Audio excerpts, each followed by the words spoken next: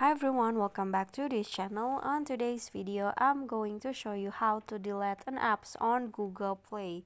So what you need to do first is go to the Play Store and then find the list of the apps that is installed on your phone.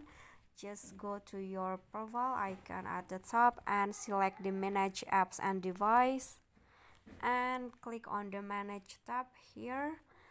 And these are the list of the apps and games that is installed in your phone. So if you want to delete it, you can just click on the apps, for example this one, and then if you want to delete it from your device, just click on uninstall button at the bottom of the app's name. Click on uninstall and click uninstall again. Okay, so when the uninstalling process is finished, the apps will automatically delete from your device.